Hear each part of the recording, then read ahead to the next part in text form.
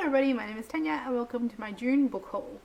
So after being pretty good this year and I've been having kind of 2 monthly book hauls because I haven't been crying so much, I had a big month in June apparently and have 10 things, so I thought I'd show them to you now. I also have already placed a fairly large book depository order in July, so there'll probably be a July book haul too, so that's the thing. So first off, I have 3 things that I ordered for a specific purpose, and they are these ones, which I ordered as they are part of the Feminist Orchestra book club. These are the reads for July and August, and I didn't own them, I hadn't ordered them yet, I wanted to get organised. For what I've conked out after the first month, I still really want to read all the books from the Feminist Orchestra book club. I'm just failing at a lot of things right now, but I particularly wanted to read these and I picked them up, so let's get into it. So the first one I have here is one of the books that we'll be reading in the month of July and that I'm really hoping to actually read in the month of July. It's not going to take very long. It's a graphic novel and it's taken as a compliment by Maria Stoyan. This one is a graphic novel of true stories of people's experiences with sexual assault and sexual harassment, and from everything I've heard about it, it sounds fantastic, if fantastic is the right word to use. I've read the first couple of these and they're definitely going to have quite an impact on me. I think they're definitely going to be quite powerful, and I'm really enjoying the style. I like the idea of telling these kind of stories through a different medium, so I'm particularly excited about this pick for the Feminist Orchestra Book Club and think it will be a very worthwhile read. The second one I have here is also a July pick for the Feminist Orchestra Book Club, because there was a graphic novel and also this small one. There are 2 books for the month, and that is this one, which is Feminine Gospels by Caroline Duffy. This is a very tiny feminist poetry collection. I don't really know all that much about it beyond that, but again, wanted to read everything from the book club. I've not been a huge poetry reader, but I'm definitely wanting to expand my horizons in any way possible when it comes to reading. I definitely am happy to try new things and want to read more of different genres and styles, so I'm looking forward to getting to this as well. And then the third one I have here is the August pick for the Feminist Orchestra Book Club, and that is The Woman Warrior by Maxine Hong Kingston. And this one is a memoir of Maxine Hong Kingston growing up in America and listening to her mother's tales of China, and a China where women are considered worthless.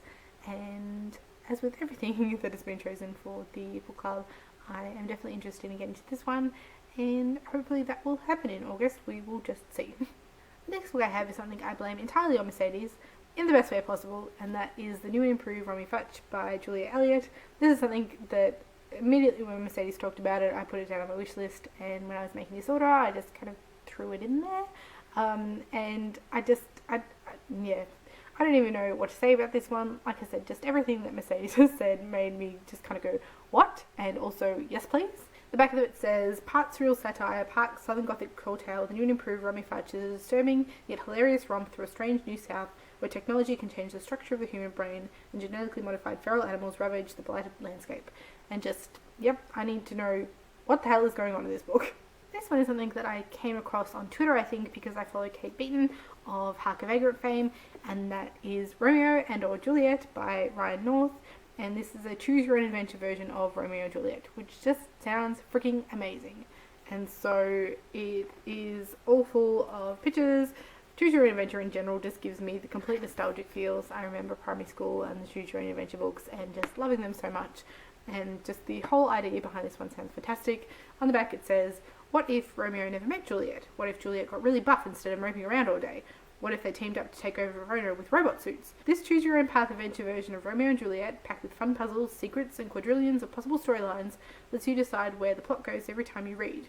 You might play as Romeo, or as Juliet, or as both of them at the same time. You might even unlock additional playable characters.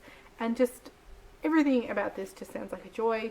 I'm not quite sure how I'm going to go about reading it or reviewing it or anything. It seems like something you're going to have to kind of dip in and out of and play in different ways many times to get the full story or stories that are possible. But it just sounds like so much fun, and I had to order it and now it's on my shelf, and hopefully I will be able to get to it sometime soon. Next up I have another one that I blame for Booktube, but again in the most wonderful way possible, and that is The Butcher's Hook by Janet Ellis. This is one that I've heard quite a few people talk about. It sounds fantastic. I saw it on the shelves at a local bookstore and I bought it, and the end. So this one is a historical novel. It's set in 1763 London, and it follows the character of Anna, who falls in love with a man not considered suitable for her. Her parents have got somebody else picked out for her, and what happens from there. From everything I've heard, it is quite gruesome and it goes into dark places, and that sounds fantastic, and the cover of this is stunning, and I bought it in the end. And then next I have something I bought on the same shopping trip as the Butcher's Hook, something that I hadn't heard of before, though I have seen a couple of people mention on Booktube since, and that is this one, which is What Belongs to You by Garth Greenwell. This is something I'm just going to read the back of because it's what captured me, and I don't have anything more kind of to say about it than that. But it says, on an unseasonably warm autumn day, an American teacher enters a public bathroom beneath Sophia's National Palace of Culture.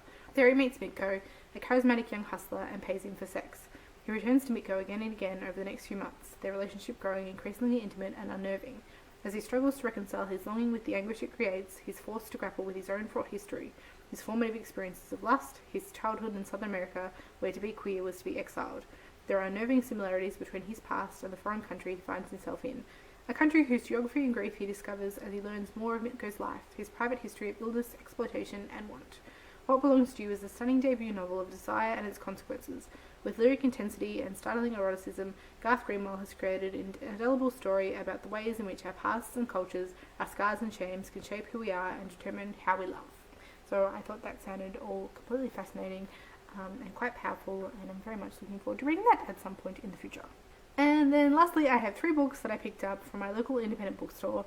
It was Independent Bookstore Week in the UK, and, I thought in honour of that I should buy something from my independent bookstore in Australia, because, why not?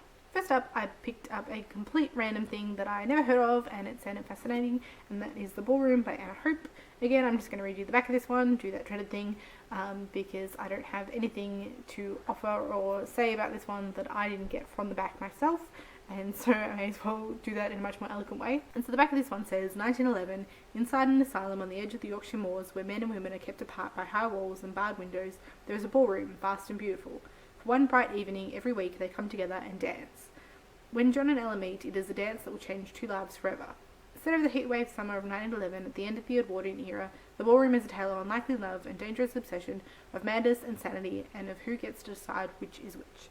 So I thought the idea of this one sounded fascinating. The cover was beautiful. I don't know, you can kind of see the bars and the gate there. And yes, again, very much looking forward to reading this one at some point in time, who knows when. Next up is something that I've seen on Booktube and thought looked absolutely stunning, and it is even more stunning in real life, and that is A Wild Swan and Other Tales by Michael Cunningham. The cover itself is beautiful, and then as I've heard people try to explain, there's also kind of an embossed swan on the front as well, which you can't really see over the camera, but is just stunning. And then the end papers of the feather are just beautiful. This one is a fairy tale collection written by Michael Cunningham. I've previously read The Hours by him, which I think is going to be completely different to this one, but this sounded wonderful as well. I think I've heard some mixed things about it, but I'm still completely intrigued and would like to give it a go myself. The inside flap says, "The beast stands ahead of you in line at the convenience store, buying smokes and a Slim Jim. Its devouring smile aimed at the cashier. A malformed little man with a knack for minor acts of wizardry goes to disastrous lengths to procure a child. A laddish and lazy Jack prefers living in his mother's basement to getting a job, until the day he trades a cow for a handful of magic beans. In A Wild Swan and Other Tales, the people and the talismans of lands far, far away, the mythic creatures of our childhoods and the source of so much of our wonder, are transformed by Michael Cunningham into stories of sublime revelation. Here are the moments that our fairy tales forgot or deliberately concealed, reimagined by one of the most gifted storytellers of his generation, and exquisitely illustrated by Yuko Shimizu. Rarely have our bedtime stories been this dark, this perverse, or this true." And so I think it sounds fascinating. Obviously there are also some images through here which look stunning. It's a beautiful work of art, this book, and I hope the contents live up to the outside. We shall see. And then this last book is a little bit inspired by the Feminist Orchestra book club in terms of its subject matter, and that is Speaking Out, a 21st Century Handbook for Women and Girls by Tara Moss. Tara Moss is a Canadian-Australian former model turned crime writer and journalist, among an amazing amount of other things, including being a UNICEF ambassador for child survival. This is kind of a guide to being heard specifically as a woman. It goes over tips for public speaking and for having a voice, but also kind of the bias that you might face from being a feminine voice. I am definitely somebody who struggles when it comes to public speaking or, talking in general in a lot of cases, which is one of the reasons I just have no idea how I have a booktube channel and am talking to people. It's very different talking to a camera, but at the same time I'm putting this out there to the world, which I still don't quite get how I'm doing that, but I don't question it too much. But the back of this one says, speaking out safely and confidently. Worldwide, less than 1 out of every 4 people we hear from or about in the media is female, and men outnumber women in Parliament by more than 3 to 1. If half of humanity's experiences, perspectives, and possible solutions to world problems are underrepresented or entirely unheard, all of us lose out. Tara Moss has spent 20 years in the public sphere and has had to face down nerves, critics, and backlash to emerge as a leader in speaking out. In this handbook, she offers advice on preparation, speaking out, and negotiating public spaces. With a special focus on public speaking, writing, social media, and online safety, she offers tips on how to research, form arguments, find support, and handle criticism. This is a guide for women, and young and old, that not only helps them find their voice, but argues passionately for why it matters.